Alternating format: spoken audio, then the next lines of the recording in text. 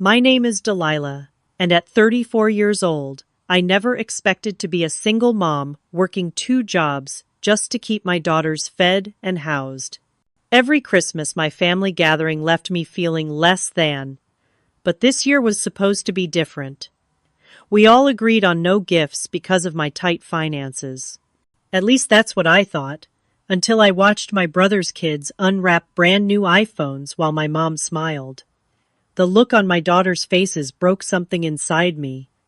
Before I continue with this story, let me know where you're watching from in the comments, and if you've ever dealt with family favoritism, hit that subscribe button to join our conversation.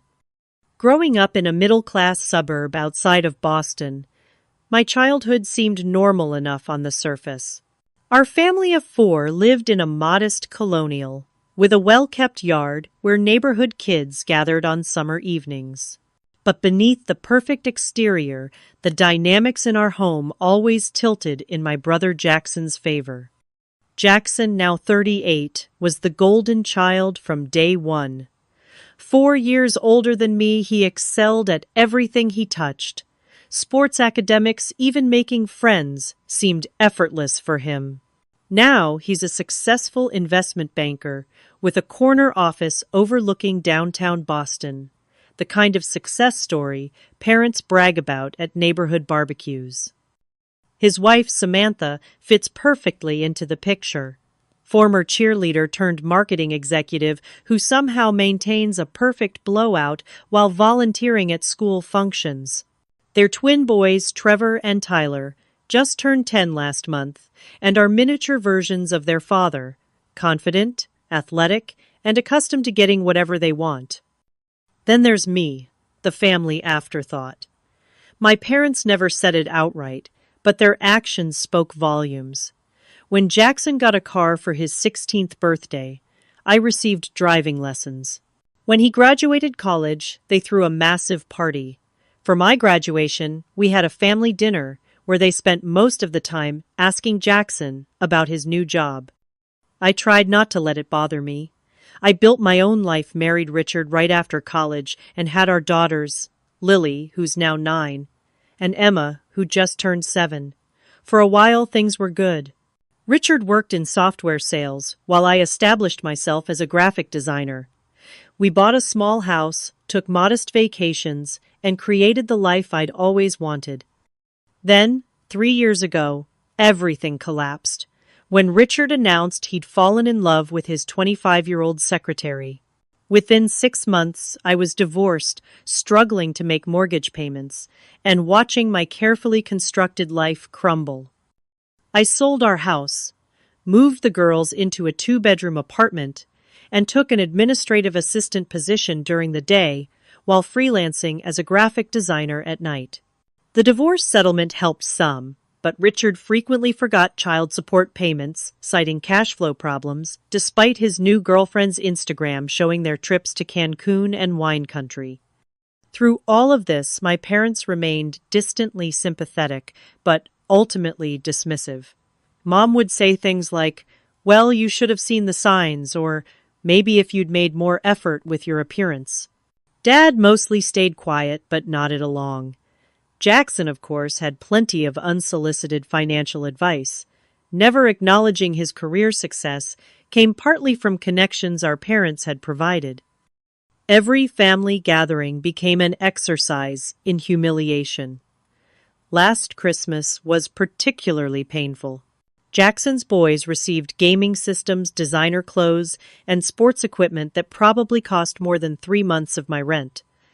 My girls received clearance rack sweaters and coloring books. I watched Lily's face fall as she politely thanked my mom for a gift that was so clearly an afterthought. This year, I couldn't face it again. At Thanksgiving dinner, when talk turned to Christmas plans, I took a deep breath and admitted I couldn't afford much for gifts this year.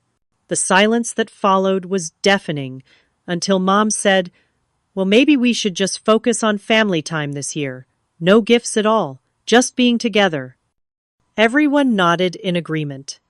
Dad said it was a great idea to get back to the true meaning of the holiday. Jackson's wife, Samantha, commented that the boys had too much stuff anyway. Jackson himself shrugged and said, "Fine by me." For the first time in years, I felt a weight lift. The girls and I still spent December making homemade gifts, hand-knitted scarves, photo albums, filled with family memories, cookies packaged in decorative tins. Even though we'd agreed no gifts, I wanted to bring something personal. The girls and I spent evenings crafting together, giggling over mistakes and restarting projects. Those quiet moments of creativity became my favorite part of the holiday season. Little did I know that the agreement that brought me so much relief would become the source of the deepest betrayal I'd ever experienced from my family. Christmas morning dawned bright and cold with sunlight reflecting off fresh snow. Despite the no gifts agreement, I carefully packed our homemade presents into a tote bag. Lily had knitted a scarf for her grandmother in varying shades of blue, her stitches uneven but made with such concentration. Emma had created watercolor paintings for everyone, her little face serious, as she labeled each one with carefully printed names. "Do you think Grandma will like my scarf?" Lily asked, her hands fidgeting with her coat zipper. "She'll love it, sweetheart," I assured her, pushing down the tiny voice of doubt. My mother had never been particularly appreciative of handmade items, preferring store-bought quality, but surely she would recognize the love in these gifts. Emma twirled in her holiday dress, a thrift store find I'd altered to fit her perfectly. "Will Tyler and Trevor want to play with me this time? Last year they said my games were for babies." I smoothed her hair.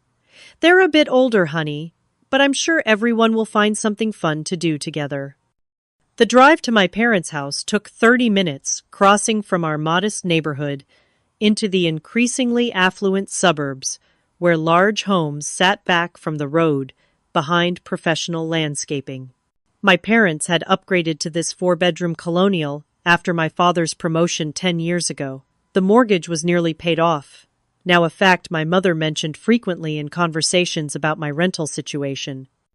As we pulled into their circular driveway, I noticed Jackson's new Tesla SUV wasn't there yet. At least we wouldn't be the last to arrive. My father opened the front door before we reached it, his smile warm but distracted. "There are my girls. Merry Christmas." He hugged my daughters, then gave me a quick pat on the shoulder. "Your mother's been cooking since 6 this morning." The house smelled of cinnamon pine and roasting turkey. Mom had outdone herself with decorations this year. A 10-foot tree glittered in the bay window, professionally decorated in silver and blue. Garlands draped every doorway, and holiday music played softly from hidden speakers. Delilah. Finally, Mom emerged from the kitchen wearing a festive apron over a cashmere sweater, her makeup perfect despite hours of cooking. She bent to hug the girls, careful not to wrinkle her outfit. "Don't you look nice considering?" The backhanded compliment stung, but I smiled anyway. "Merry Christmas, Mom. Can I help with anything?" "Oh no, everything's under control. I've been planning this meal for weeks." She gestured vaguely toward the living room. "You can put your things anywhere." That's when I noticed it. Despite our agreement, the area under the Christmas tree was piled high with wrapped presents. Large boxes in shiny paper with elaborate bows filled the space, each tagged with names in my mother's elegant handwriting. My stomach tightened as I moved closer, scanning the labels. For Trevor, love Grandma and Grandpa. To Tyler, Merry Christmas, box after box, labeled for my nephews with a smaller selection for Jackson and Samantha. I searched, but found only 2 small packages with my daughters' names. "Mom," I called, my voice carefully neutral. "I thought we agreed on no gifts this year." She appeared in the doorway, wiping her hands on a towel. "Oh, well, you know how it is. The boys had such specific requests, and they've been so good this year. Don't worry, we got a little something for your girls, too." Before I could respond, the front door burst open, and Jackson's family arrived in a flurry of expensive coats and loud greetings. The twins rushed past me without acknowledgement, making a beeline for the presents under the tree. "Look how many we got!" Trevor exclaimed, dropping to his knees to examine the tags. "Boys, not yet," Samantha called half-heartedly, handing her designer coat to my father while air-kissing my mother's cheeks. "Everything smells amazing, Martha." Jackson followed, carrying nothing but a bottle of wine. "Merry Christmas, everyone!" He clapped Dad on the shoulder and gave Mom a proper hug before turning to me with a practiced smile. "Hey, sis, girls doing okay?" My daughters had shrunk against my sides, watching their cousins with a mixture of longing and apprehension. I nudged them forward. "Say hello to your Uncle Jackson, girls." They mumbled greetings while Jackson barely glanced at them, already moving toward the kitchen to pour himself a drink. I watched my parents fawn over the twins, exclaiming over how much they'd grown and how handsome they looked in their matching Christmas sweaters. "Dinner will be ready in about an hour," Mom announced. "Delilah, would you mind setting the table?" Of course, I'd be given the one task that would keep me separated from the main conversation. I'd offered to help cook multiple times in the weeks leading up to Christmas, but Mom had insisted she wanted to handle the meal herself. Now I was relegated to arranging silverware, while everyone else enjoyed pre-dinner drinks and conversation. Lily followed me into the dining room. "Can I help, Mom?" "Sure, sweetie." I handed her napkins to fold, grateful for her company. Through the doorway, I could see Mom showing off a photo album to Samantha, pictures of Jackson as a child opening Christmas presents. "He always knew exactly what he wanted," she was saying proudly. "So decisive, even at 5 years old." Dad and Jackson stood by the fireplace, deep in conversation about investment opportunities and market trends. The twins had discovered a tablet in their initial gift pile and were already absorbed in some game, ignoring everyone else.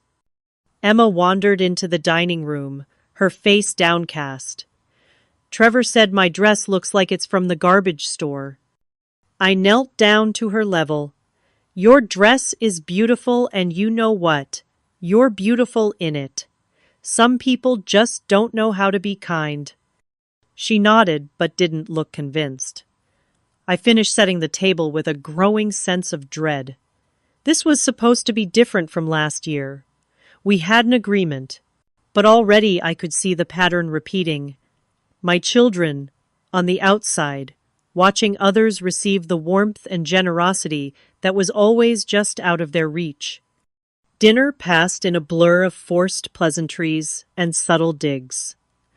Mom repeatedly mentioned how challenging it must be for me in my situation, while praising Jackson's recent promotion. Dad asked about my administrative job exactly once, before turning the conversation back to Jackson's investment portfolio. The twins complained about the vegetables, but were quickly appeased when Mom produced the special mac and cheese she'd made just for them. My offers to help clear the table were waved away. "You just put things in the wrong places, dear." After dessert, a elaborate Yule log cake that Mom pointed out she'd ordered from that expensive bakery downtown, everyone migrated to the living room. I helped my daughters find seats on the floor, noticing how they sat close together, a tiny island in the sea of family dynamics. Mom clapped her hands together. "Well, I suppose it's time for the presents." I froze coffee cup halfway to my lips. Across the room, Dad suddenly became very interested in adjusting a Christmas ornament. "Mom," I said carefully, "I thought we all agreed not to do gifts this year. That's why we only brought homemade tokens." She laughed, the sound brittle and dismissive. "We all agreed not to do gifts this year," she said, with a wave of her hand. "But the boys were so good, and Jackson's had such a successful quarter, we wanted to celebrate a little." My throat tightened as I watched Tyler and Trevor dive for the package's ripping paper with abandon. "Oh my God!" the new iPhone, Tyler shouted, holding up a sleek box. Trevor was next. his eyes widening. No way, the gaming PC I wanted. Is this really the $2,600 one? Only the best for my grandsons, Dad said, beaming with pride. Next came VIP concert tickets to some boy band they'd been obsessing over, complete with backstage passes. Box after box revealed expensive sneakers, designer clothes, the latest headphones and electronic gadgets I couldn't even identify. My daughters watched silently, their expressions falling with each extravagant reveal. I felt Lily's small hand slip into mine, squeezing tight. And for Samantha Mom, continued handing over a small box that revealed a pair of diamond earrings. Jackson received an expensive watch and a set of golf clubs he'd been hinting about for months. Finally, Mom produced 2 small envelopes.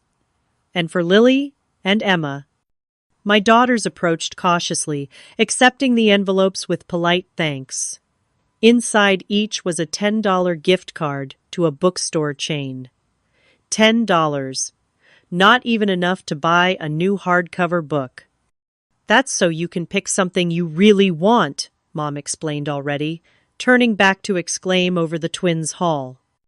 I watched Emma's bottom lip tremble as she looked from her gift card to her cousin's mountain of presents. Lily's face had gone carefully blank. At 9, she was old enough to understand exactly what was happening. Mom, I said, my voice tight, can I speak with you in the kitchen for a moment? She followed reluctantly, straightening gift wrapping as she went. What is this? I asked when we were alone. We explicitly agreed no gifts. I told you I couldn't afford to buy presents this year, and you said we'd focus on family time instead. She sighed heavily. Delilah, don't make a scene. The boys had their hearts set on these things, and your father and I have worked hard our whole lives. We're allowed to spoil our grandsons a little. And my daughters. What about their hearts? We got them gift cards, she countered defensively. For $10 each, Mom. $10 when you spent thousands on the boys. Do you have any idea how this makes them feel? How it makes me feel? Her expression hardened. This is exactly your problem, Delilah. Always keeping score. Always feeling sorry for yourself. If you'd made better choices in life, maybe you could afford to give your children nice things too. The injustice of her words left me speechless. I'd worked myself to exhaustion trying to keep my children fed, clothed, and housed after Richard abandoned us. I'd never asked my parents for financial help, though they'd offered it freely to Jackson when he wanted to remodel his kitchen last year. I returned to the living room where Dad was helping the twins unbox their new gaming PC. Dad, I said quietly, can we talk about what just happened? He barely looked up. What's the problem? The problem is that we had an agreement. No gifts this year. I was honest about my financial situation, and now my daughters are sitting here watching their cousins open thousands of dollars worth of presents. He finally met my eyes, his expression dismissive. You're overreacting, he said with a small smirk. It's just a few things for the boys. They've been looking forward to this. And what about what my girls have been looking forward to? A fair family Christmas, where they don't feel less than. Jackson looked up from his new watch. Come on, sis, don't be dramatic. The boys are at an age where they need certain things. Your girls are young, they don't even know what they're missing. I looked at my daughters. Lily was showing Emma how to fold her gift card into an origami bird, trying to distract her from the twins' excited shouts. They knew exactly what they were missing. Not just the material items, but the love and consideration those items represented. We brought homemade gifts, I said quietly. The girls worked for weeks on them. Oh, how sweet, Samantha cooed, without looking up from her new earrings. Homemade gifts are so quaint. I watched my mother place our carefully crafted presents on a side table without opening them. The message couldn't have been clearer. Our offerings weren't valued here. For years I'd swallowed my hurt at these gatherings. I'd made excuses for my parents' favoritism and accepted my place as the family disappointment. But seeing the same pattern extend to my daughters, watching them learn that their worth was somehow less than their cousins, something inside me finally broke. I smiled tightly. "Girls, why don't you get your coats? I think it's time we headed home." "But you just got here a few hours ago," Mom protested, without much conviction. "I have some work to catch up on," I lied smoothly. "Thank you for dinner." As we gathered our things, no one made much effort to convince us to stay. Dad gave the girls a distracted hug while examining the specs on the gaming PC box. Mom asked if I could take some leftovers since I know money is tight. Jackson barely looked up from showing his wife features on his new watch. In the car, Emma's small voice broke the silence. "Why did Trevor and Tyler get so many presents when we only got gift cards?" I gripped the steering wheel tighter. "Sometimes adults make mistakes, honey." "Is it because we're not as special as them?" Lily asked the question, piercing my heart. "No, absolutely not," I said firmly. "You two are the most special, wonderful girls in the world. This isn't about you at all. Sometimes grown-ups just don't understand what really matters." "Grandma said we'd get better presents if you had a better job," Emma said quietly. I nearly swerved off the road. When did she say that? When I was helping her in the kitchen. She said if Mommy worked harder like Uncle Jackson, we could have nice things too. My vision blurred with tears I refused to let fall. All these years of working 2 jobs, of sacrificing sleep and any personal life to provide for my children and my mother, had the audacity to tell my 7-year-old that I wasn't working hard enough. That night, after tucking the girls into bed with extra stories and reassurances, I sat alone in my small living room. Christmas lights twinkled on our modest tree, surrounded by the few presents I'd been able to afford. Nothing extravagant, but chosen with care for each daughter's interests and needs. As I sipped my tea, I began to think about all the ways I continued to support the family that had just humiliated us. The family cell phone plan that I somehow ended up managing and paying for years ago, which still included my parents and, inexplicably, Jackson's work line. The streaming services I'd set up and shared with everyone. The credit card I'd added my parents to as authorized users for emergencies that somehow now paid for their newspaper subscription and lawn service. I opened my laptop, a plan forming with each click. The bathroom light cast harsh shadows across my face as I splashed cold water over my flushed cheeks. I'd escaped to this small sanctuary after watching my daughter's expressions crumple at the blatant inequality unfolding in my parents' living room. The mirror reflected someone I barely recognized, a woman who had spent years accepting scraps of affection while watching others feast at the table of family love. How many times had I swallowed my hurt for the sake of keeping the peace? How many times had I made excuses for their behavior, telling myself that family meant accepting the bad with the good? My mind flashed through years of similar treatment. The time Jackson's family vacation to Europe was subsidized by my parents while they couldn't afford to help when my car broke down. The lavish birthday parties for the twins where my girls received generic cards with no gift. The casual dismissal of my career struggles while Jackson's every professional achievement warranted family celebrations. But the inequality went deeper than emotional slights. Over the years, I'd somehow become the financial support system for a family that gave little in return. After college, I'd helped everyone set up their technology, computers, phones, streaming accounts.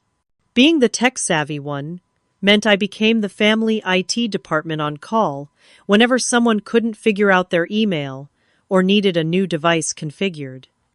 Somehow this evolved into me managing and paying for the family cell phone plan. It's cheaper if we bundle, Mom had reasoned, but the payments always came from my account. When streaming services became popular, I'd set up the accounts and shared access with everyone. When my parents struggled to manage online payments, I'd added them to my credit card for occasional emergencies, which had morphed into regular charges for their newspaper lawn service and online shopping. I'd even helped Jackson set up all his accounts years ago, still maintaining admin access that he never bothered to change, a trust I'd never abused despite the ease with which I could view his finances. All this while working 2 jobs, stretching every dollar, and lying awake at night worrying about providing for my daughters. The realization hit me like a physical force. I wasn't just enabling their treatment of me, I was financially subsidizing it. My meager resources were being diverted to people who didn't value me or my children. People who had just demonstrated in the clearest possible terms that we were afterthoughts in their lives. Something shifted inside me. A lifetime of hurt crystallized into clarity and resolve. I straightened my shoulders, wiped away the last trace of tears, and made a decision it was time to stop enabling the dysfunction. Time to redirect my resources to the people who truly mattered, my daughters and myself. I returned to the living room with a calmness I didn't entirely feel. The chaos of unwrapping continued, with the twins arguing over who got to use the gaming PC first. No one had even noticed my absence. "Girls," I said quietly to my daughters, "let's start saying our goodbyes. We should head home soon." "But you just got here," Mom protested half-heartedly, not looking up from adjusting Trevor's new gaming headset. "I have some work to finish tonight," I lied smoothly. Dad frowned. "On Christmas, can't you take 1 day off?" The irony of his concern for my work-life balance today, of all days, almost made me laugh. Unfortunately not. Bills don't pay themselves. Jackson glanced up briefly. "Still struggling with the budget, sis? I could recommend some financial planning resources." I smiled thinly. "How generous of you. I'll manage, thanks." We gathered our coats amid distracted goodbyes. Mom pushed leftover containers into my hands with whispered instructions to return her good Tupperware next time. No one walked us to the door. The drive home was quiet, punctuated only by my daughter's occasional questions that broke my heart. "Why do Grandma and Grandpa love Tyler and Trevor more than us?" Emma asked, her small voice catching. "They don't love them more, sweetie," I said, though the lie tasted bitter. "They just show love differently to different people." "But why did they get iPhones, and we got gift cards?" Lily pressed, always the more analytical one. I took a deep breath. Sometimes adults make choices that aren't fair or kind. It doesn't mean you deserve less. It just means they made a mistake. "Are we poor?" Emma asked bluntly. At a red light, I turned to look at my daughters in the back seat. Their faces, so like mine, watched me with trust and confusion. They deserved honesty. "We have less money than Uncle Jackson's family," I acknowledged. "But having less money doesn't make us less important or less worthy of respect. We have everything we need, and we have each other.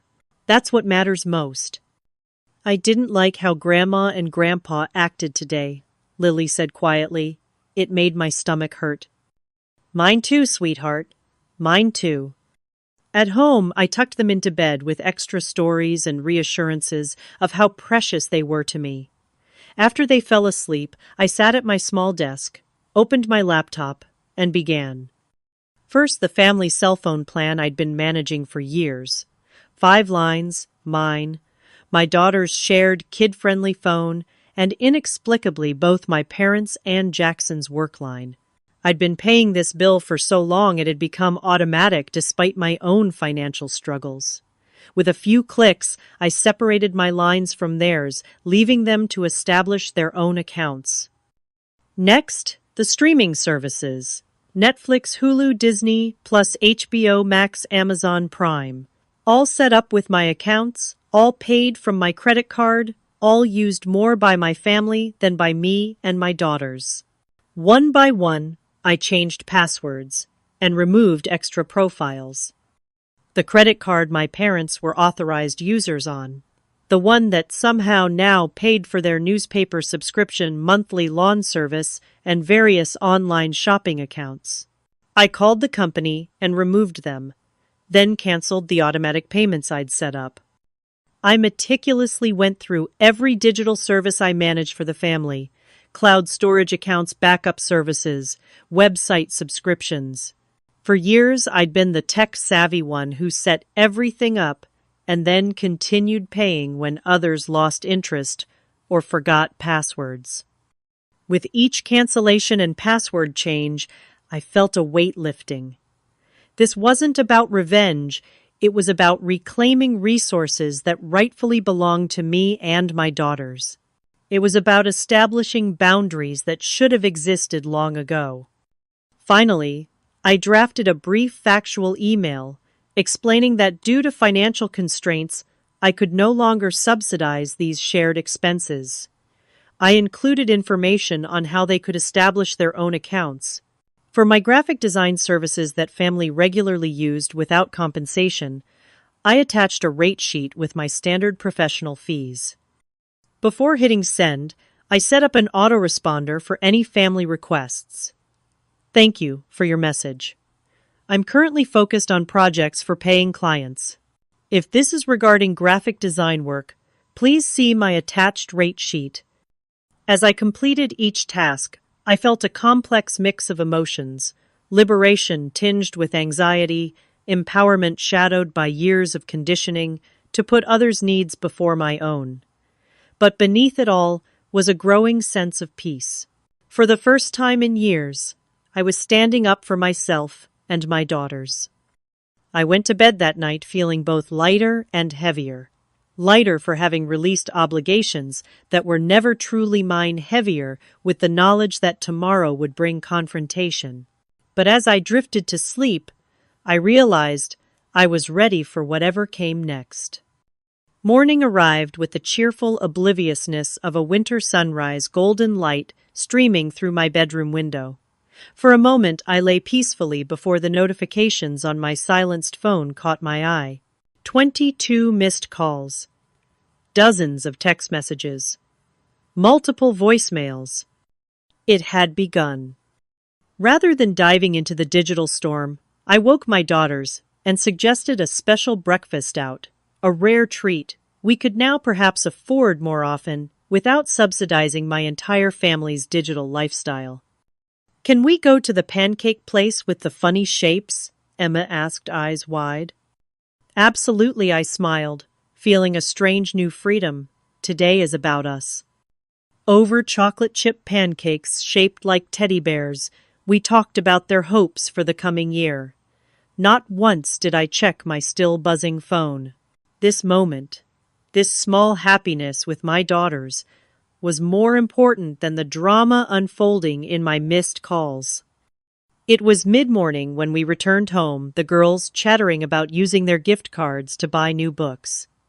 As we pulled into our apartment complex, I noticed an unfamiliar police cruiser parked near our unit. 2 officers stood at my door, looking official and slightly impatient.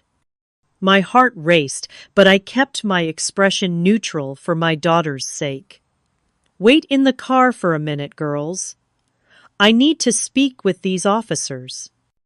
As I approached, the taller officer stepped forward. "Miss Delilah Parker." "Yes, that's me. Is there a problem?" "We're conducting a welfare check. Your parents called concerned that they couldn't reach you and that you might be." He consulted his notepad, emotionally unstable and making irrational decisions. The audacity was breathtaking. "As you can see, officers, my daughters and I are perfectly fine. We just returned from breakfast." The second officer glanced at my daughters waiting in the car. "Ma'am, your family seemed quite concerned. They mentioned some unusual activity with shared accounts and services. I made financial decisions regarding accounts that are in my name and that I pay for, I explained calmly. My family was notified of these changes via email. This is a personal matter, not a police matter. They exchanged glances, clearly realizing they'd been drawn into a family dispute. "We'll note that everyone is safe and well," the first officer said. As they turned to leave, a familiar Tesla SUV screeched into the parking lot. Jackson had arrived, and judging by his expression as he slammed his car door, this confrontation was just beginning. That night, after the emotional devastation at my parents' house, I put my daughters to bed with extra hugs and reassurances of their worth. Their confused faces haunted me as I sat down at my small desk and opened my laptop. The Christmas tree lights cast colorful shadows across the room, a cheerful contrast to the determination building inside me. I started with the family cell phone plan. Years ago, when smartphones became essential, I'd offered to manage the technical aspects for everyone. Somehow, this evolved into me paying the entire bill for 5 lines. Mine, my daughter's shared kid-friendly phone, both my parents' and inexplicably, Jackson's secondary work line. The monthly cost was nearly $200. Money I desperately needed for my own family. With methodical precision, I navigated to the carrier website. A few clicks, and I had separated my lines from theirs. They would have 30 days to establish their own accounts before their service was discontinued. I drafted a brief professional email explaining the change, citing my financial constraints. Next came the streaming services. Netflix, Hulu, Disney+, HBO Max, Amazon Prime, all set up on my accounts. All paid from my credit card, all used more by my extended family than by me and my daughters. One by one, I changed passwords and removed their profiles. The satisfaction of clicking Remove Profile for Jackson's kids was surprisingly intense. The joint Amazon Prime account required special attention. My parents had linked their payment methods, but consistently used my default card for purchases. I removed their access entirely, knowing they rarely shopped online without my assistance anyway. Then there was the credit card. 3 years ago, when my parents struggled to manage online payments, I'd added them as authorized users for occasional emergencies. Those emergencies had morphed into regular charges for their newspaper subscription, monthly lawn service, and various online shopping. I called the credit card company. "I'd like to remove authorized users from my account," I told the representative. "Certainly, Miss Parker." "May I ask the reason for removal?" "Financial reorganization," I said simply. After confirmation, I canceled all automatic payments I'd set up for their services. Each cancellation felt like removing a weight I'd forgotten I was carrying. The digital services were next. Cloud storage accounts where my family stored thousands of photos and documents, backup services for their computers, website subscriptions for news sites, and specialty services. For years, I'd been the tech-savvy one who set everything up and then continued paying when others lost interest or forgot passwords. I systematically changed access settings, downloaded my own content, and prepared transition plans. This wasn't about cutting them off abruptly. It was about establishing boundaries that should have existed long ago. As for the graphic design work I regularly did for family, creating Jackson's business presentations, designing my parents' holiday cards, updating my mother's social media profiles, I drafted a rate sheet with my standard professional fees slightly discounted for family. No more would my professional skills be taken for granted. Finally, I set up an auto-response for any family requests. "Thank you for your message. I'm currently focused on projects for paying clients. If this is regarding graphic design work, please see my attached rate sheet." With each click, each cancellation, Each password change, I felt a curious mixture of guilt and liberation. The guilt came from years of conditioning to put others' needs first, to be the reliable one, the one who sacrificed without complaint. The liberation came from finally acknowledging my own worth and my daughter's needs. At midnight, I sent the email I'd drafted, explaining my actions in calm, unemotional language.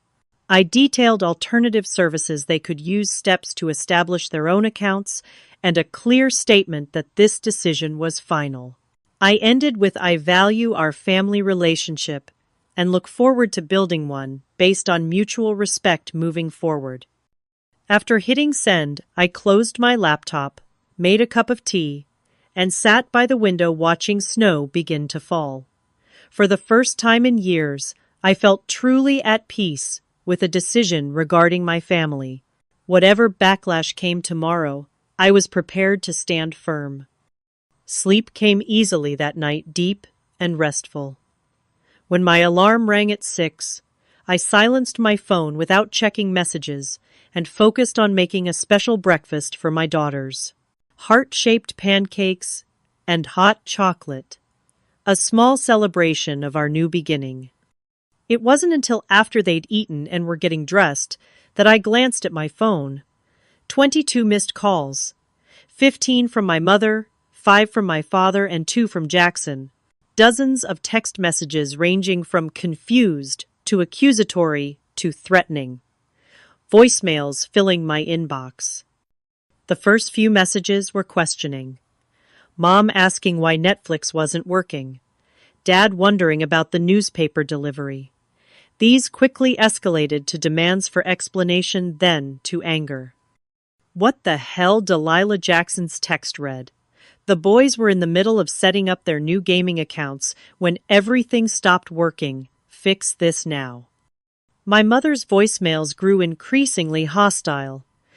"I don't know what kind of game you're playing, but this is completely unacceptable. Call me back immediately." My father's single voicemail was brief, but "Cutting your mother is very upset. I thought we raised you better than this." Rather than engaging immediately, I decided to give my daughters the morning they deserved.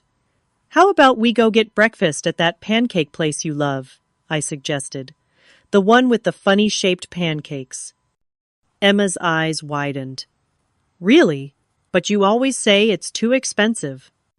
"Today is special." I smiled, feeling a strange new freedom in my budget without subsidizing my family's digital lifestyle. Over teddy bear-shaped pancakes drenched in syrup, we talked about their hopes for the coming year. Not once did I check my still buzzing phone. This moment, this small happiness with my daughters, was more important than the drama unfolding in my missed calls. It was nearly 11 when we returned home, the girls chattering about using their gift cards to buy new books. As we pulled into our apartment complex, I noticed a police cruiser parked near our unit. 2 officers stood at my door, looking official and slightly uncomfortable. My heart raced, but I kept my expression neutral. "Wait in the car for a minute, girls. I need to speak with these officers." As I approached, the taller officer stepped forward. "Miss Delilah Parker." "Yes, that's me. Is there a problem?" "We're conducting a welfare check. Your parents called concerned that they couldn't reach you and that you might be." He consulted his notepad, emotionally unstable and making irrational decisions. I almost laughed at the absurdity. "As you can see, officers, my daughters and I are perfectly fine. We just returned from breakfast." The second officer glanced at my car where the girls waited. "Your family seemed quite concerned. They mentioned unusual activity with shared accounts and services." "I made financial decisions regarding accounts that are in my name and that I pay for," I explained calmly. "My family was notified of these changes via email.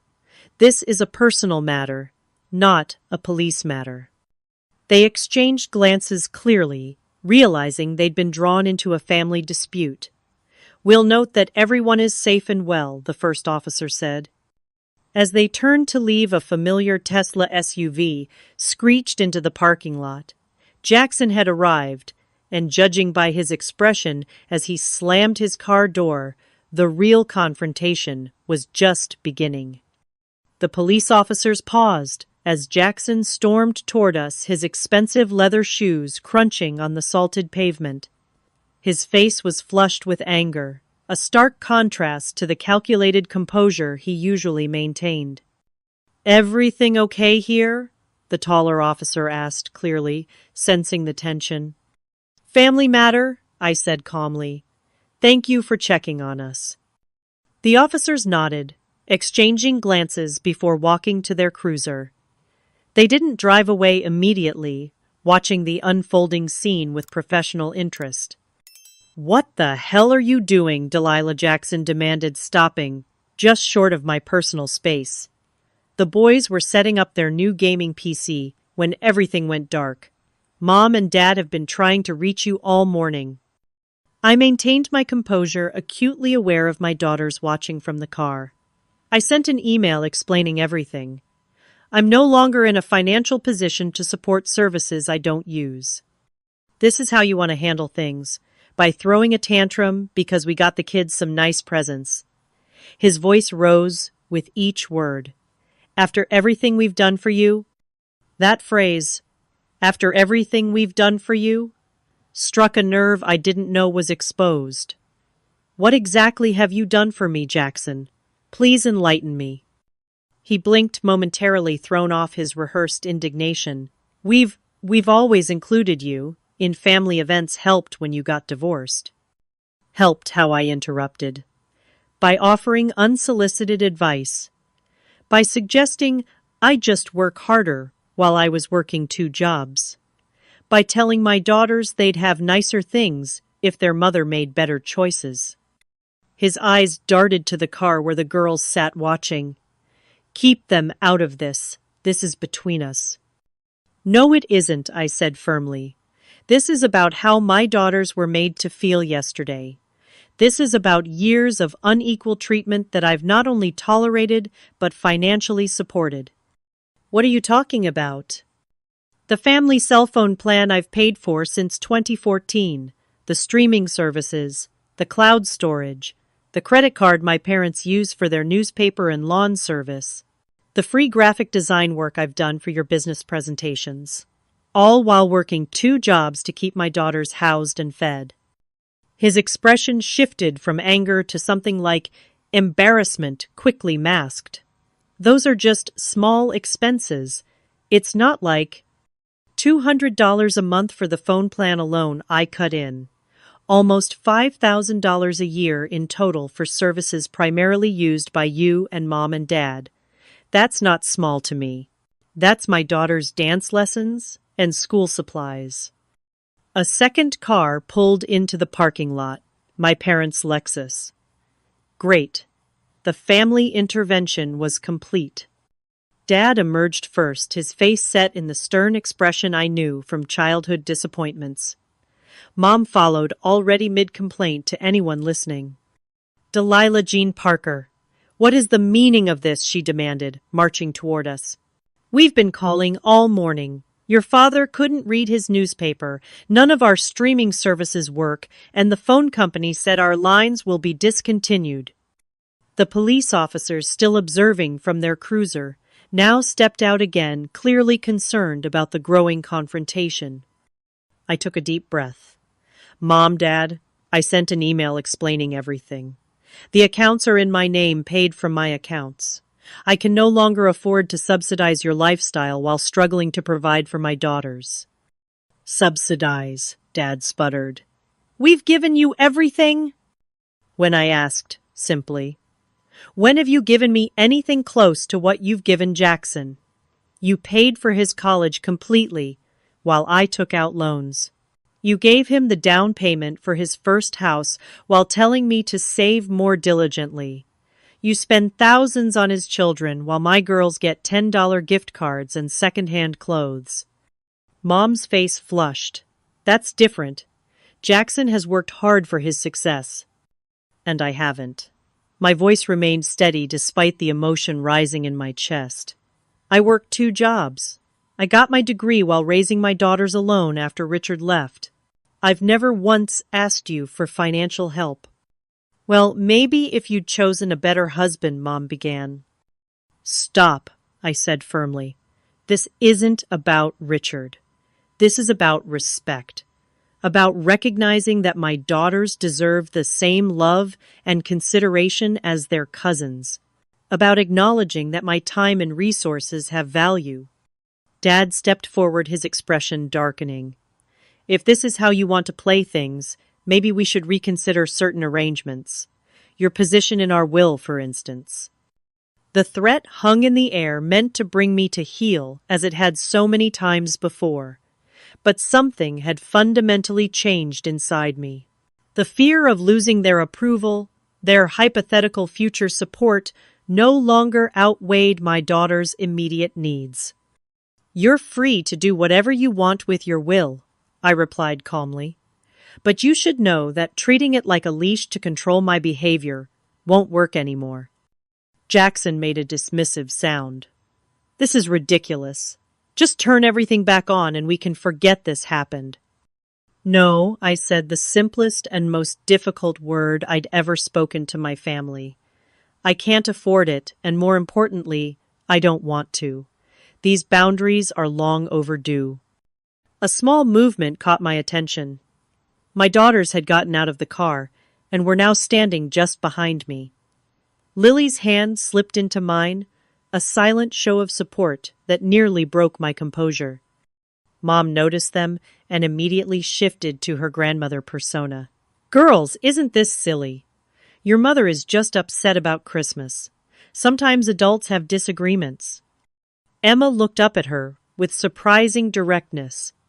You said Mom doesn't work hard enough, but she works all the time, even at night after we go to bed. Mom's mouth opened and closed without sound. And you said we'd get better presents if she had a better job, Lily added quietly. That made us feel bad. The naked truth from my children's mouths silenced everyone momentarily. Even the police officers looked uncomfortable. Dad recovered first. No one meant to hurt your feelings. We love you girls very much. Then why did Trevor and Tyler get iPhones and we got gift cards? Emma asked, with the unfiltered curiosity of a 7-year-old. Jackson stepped in, clearly eager to end this public exposure. Look, Delilah, maybe we can work something out, split some of the costs. But turning everything off without warning was irresponsible. I sent an email with detailed instructions on how to set up your own accounts, I reminded him. And my responsibilities are to my daughters, not to ensuring your streaming services remain uninterrupted. Neighbors had begun to notice the commotion. An older woman from the apartment next to mine stood on her porch watching with undisguised interest. A young couple walked their dogs slowly past, pretending not to listen. This isn't the place for this discussion, Dad said, noticing the audience. Let's go inside and talk like adults. No, I said firmly.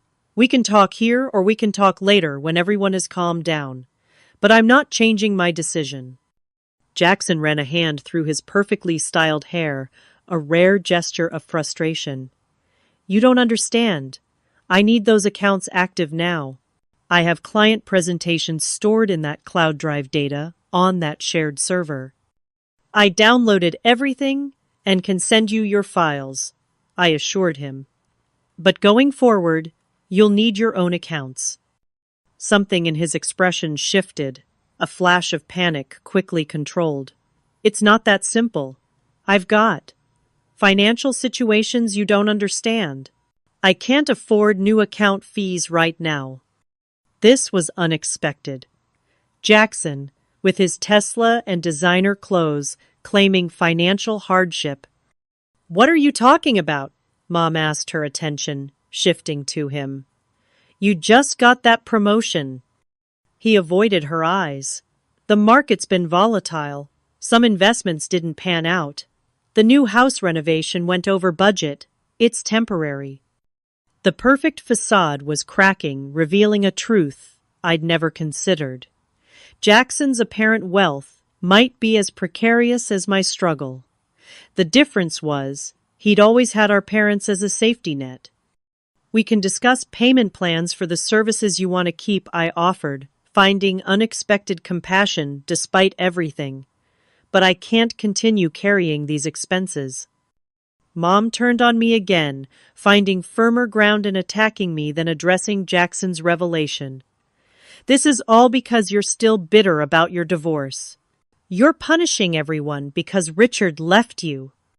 The cruelty of the statement stung, but I refused to be baited. This is about my financial reality and teaching my daughters that they deserve respect. Nothing more. If you do this, there will be consequences, Dad warned.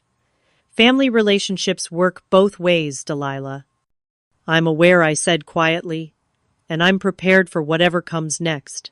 But my decision stands. The police officers, apparently satisfied that no immediate intervention was necessary, finally returned to their cruiser and drove away. My neighbors continued their unsubtle observation. Girls, I said, turning to my daughters, let's go inside. We have books to read and cookies to bake. This isn't over, Jackson warned as I guided my daughters toward our apartment. I paused and looked back at my family. These people who shared my blood, but had never truly shared my burdens. You're right. It's not over. It's just beginning. But things will be different now. As I closed my apartment door behind us, I heard their voices rising, in argument blame shifting like quicksand between them. For the first time in my adult life, I wasn't part of that toxic cycle. I was on the other side, protecting what mattered most. Are you okay? Mom Lily asked, her perceptive eyes studying my face. I knelt down to her level. I'm better than okay, sweetheart. I'm proud of us.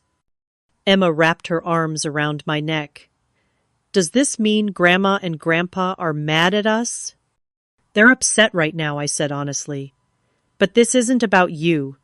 Sometimes adults need to set boundaries to protect themselves and the people they love.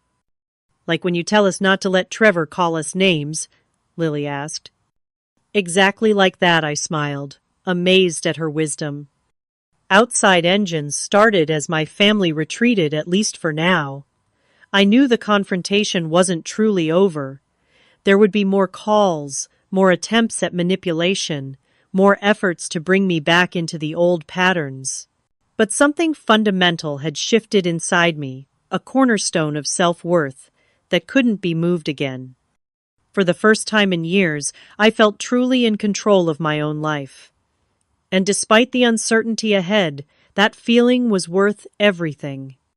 The hours after my family left were eerily quiet, as if the universe itself needed time to adjust to the seismic shift in our dynamics.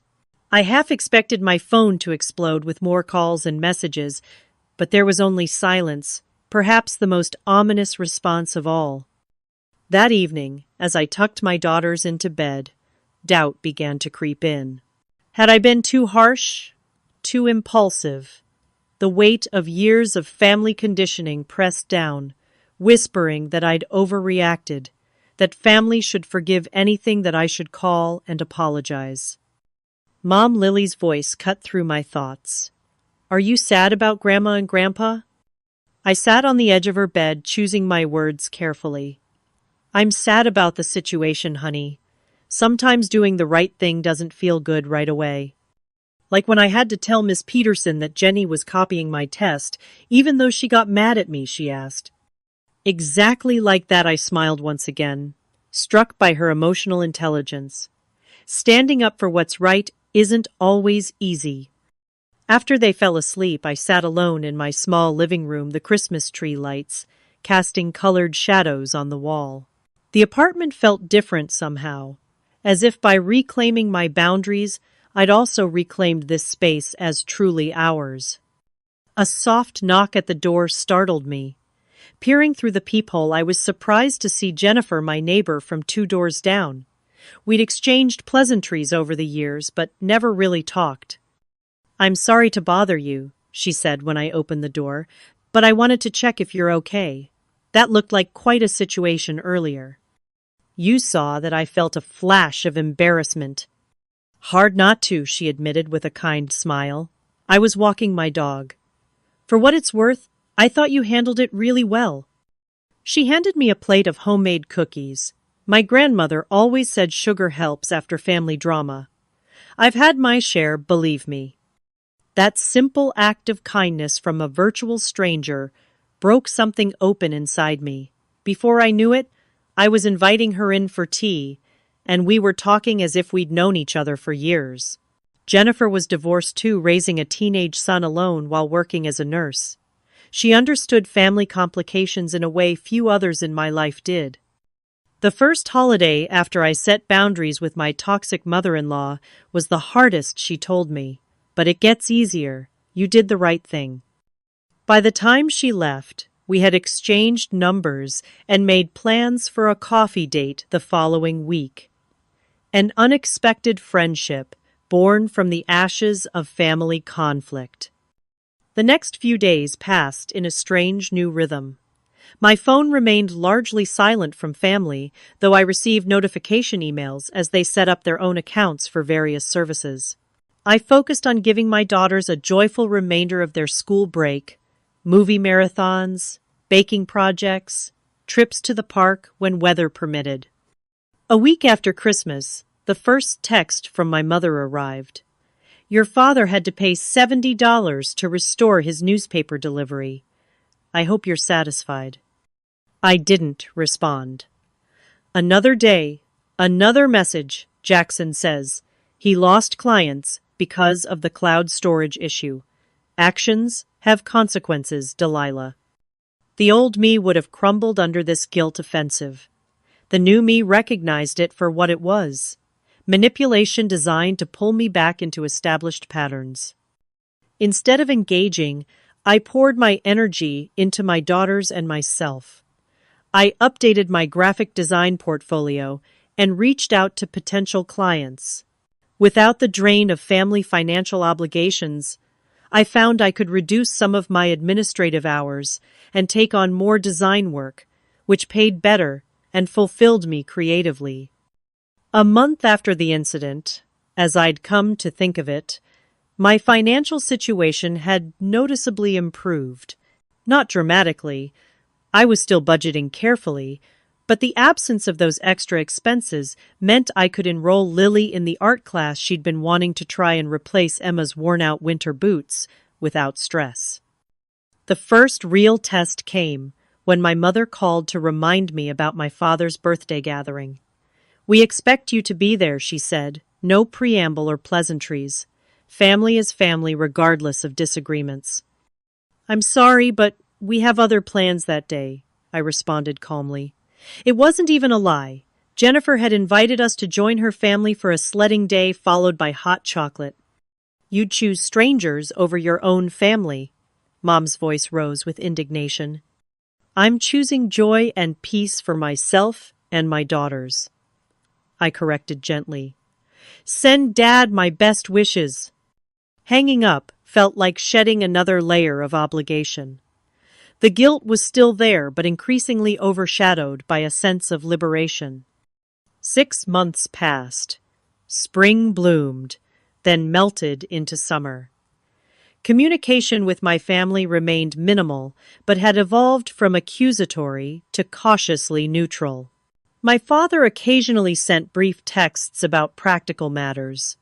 My mother still attempted guilt trips, but with decreasing frequency. Jackson surprisingly was the first to adapt to the new normal, even hiring me properly for a graphic design project at my standard professional rate. My relationship with Jennifer deepened into true friendship. Through her, I met other single parents in our apartment complex, forming a small support network of people who understood the unique challenges we faced. We traded childcare, shared meals, celebrated small victories together. It wasn't perfect, but it was genuine in a way my family relationships had never been. My graphic design business grew steadily. I was able to reduce my administrative hours further, which meant more time with my daughters and less exhaustion. The dark circles that had been permanent fixtures under my eyes began to fade. Then came the invitation. A family dinner at my parents' house. Not a holiday, not a birthday, just dinner. The message from my father was uncharacteristically humble. Your mother and I would appreciate if you and the girls would join us for dinner this Sunday. Just us, no Jackson or his family. We've been doing some thinking. After careful consideration, I accepted. The drive to their house felt different this time. I was no longer approaching as a supplicant, hoping for approval, but as an equal participant in a relationship that needed rebuilding. The dinner was awkward at first. My parents seemed unsure how to interact with this new version of me. The one who made eye contact, who spoke clearly about boundaries, who didn't apologize for existing. But as the evening progressed, something shifted. My father, after decades of emotional distance, actually listened when Lily talked about her art class. My mother, though still prone to critical comments, caught herself mid-critique and redirected to a genuine compliment about Emma's reading progress. After dinner, while the girls explored the backyard, my father cleared his throat uncomfortably. We may not have been entirely fair in the past, he admitted. The closest thing to an apology I'd ever receive from him. Jackson's having some financial troubles, my mother added, as if this explained everything.